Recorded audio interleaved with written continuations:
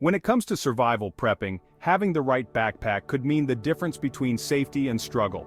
Today, we're diving into the essential things to consider when putting together your ultimate survival prepping backpack.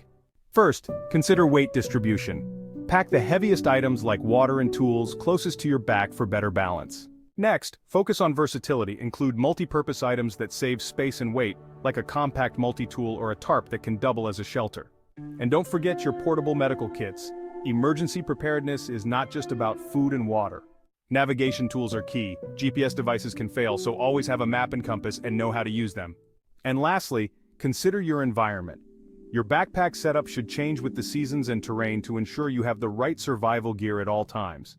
Hey, if you like this video and want more info on this topic, click on this video here. You can also get more life-saving information at iSurviveThrive.com. And of course, don't forget to subscribe to our I Survive Thrive YouTube channel. Check the description below this video for helpful links.